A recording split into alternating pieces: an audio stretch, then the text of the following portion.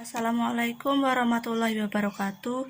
Nama saya Hidayati Eka Sari dari Prodi Administrasi Negara Universitas Gunung Kidul.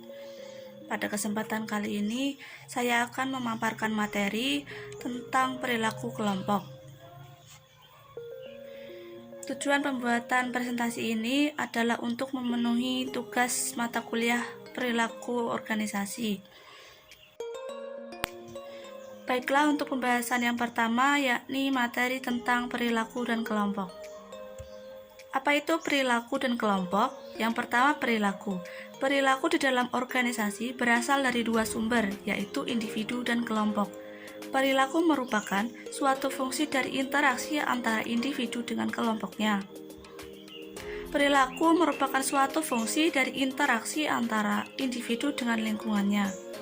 Bentuk perilaku seseorang adalah semua aktivitas, perbuatan, dan penampilan diri sepanjang hidupnya.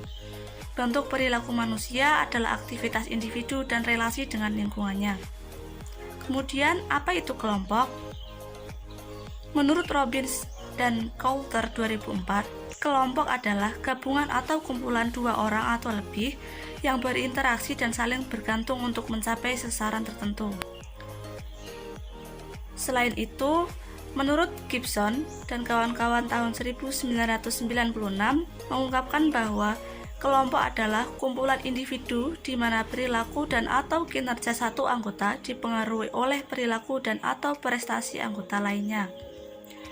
Kemudian menurut Shaw dalam Nimran tahun 1999 mengungkapkan bahwa kelompok adalah kumpulan dua atau lebih orang yang berinteraksi satu sama lain sedemikian rupa sehingga perilaku atau kinerja dari seseorang dipengaruhi oleh perilaku atau kinerja anggota yang lain.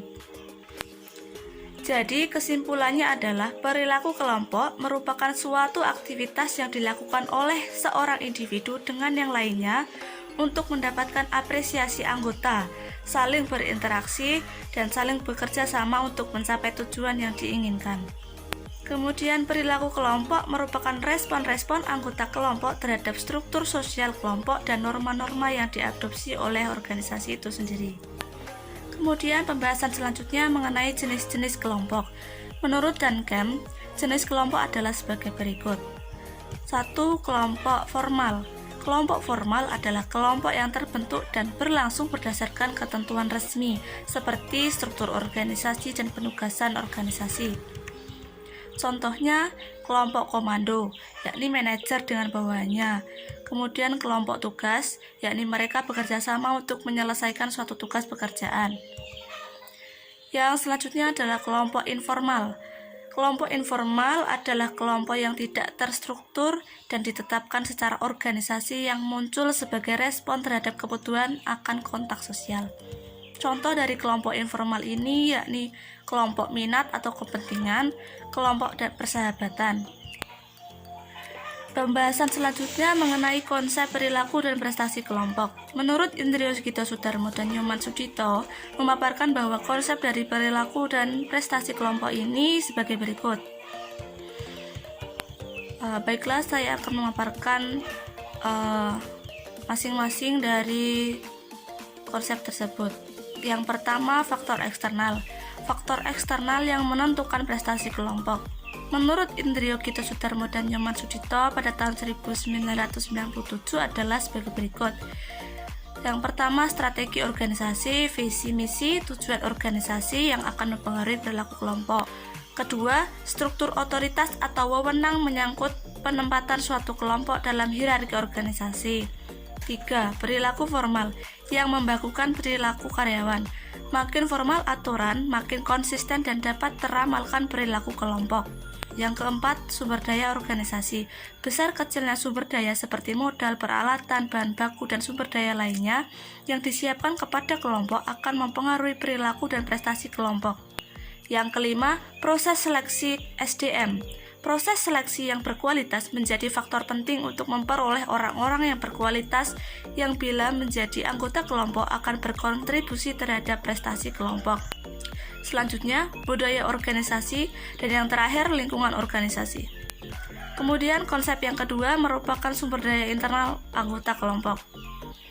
Sumber daya internal selain faktor eksternal tersebut, perilaku dan prestasi kelompok juga ditentukan oleh faktor internal anggota kelompok itu sendiri, seperti kemampuan, baik kemampuan fisik dan kemampuan intelektual, karakteristik kepribadian seperti kemampuan bergaul, kemandirian, leadership, dan sebagainya yang akan mempengaruhi individu dan kelompok dalam berinteraksi dan memiliki efek terhadap prestasi kelompok.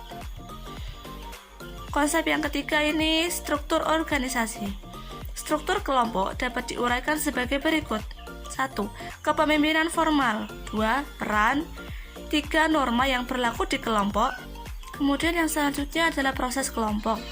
Beberapa proses penting yang perlu dipahami diantaranya adalah seperti pola komunikasi, pengambilan keputusan, perilaku pemimpin, dinamika kekuasaan, dan konflik yang terjadi dalam kelompok. Di dalam proses kelompok terdapat tugas kelompok. Secara umum, tugas kelompok bisa dibagi menjadi dua, yaitu yang kompleks dan yang sederhana. Semakin kompleks suatu tugas membutuhkan lebih banyak anggota untuk mendiskusikan alternatif metode kerja dan yang lainnya. Tugas sederhana biasanya yang bersifat rutin dan standar, yang tidak perlu banyak berdiskusi sehingga anggotanya relatif kecil. Nah, dari tahapan-tahapan tersebut, apabila dikerjakan dengan baik, maka akan sangat membantu untuk mencapai prestasi kelompok sebagai perwujudan dalam mewujudkan sasaran atau tujuan dari kelompok itu sendiri. Pembahasan selanjutnya mengenai ciri-ciri berkelompok menurut Duncan dalam Sofian tahun 2007. Ciri-ciri berkelompok yakni ada common motive leading to group interaction. Anggota suatu kelompok paling tidak harus mempunyai satu tujuan bersama.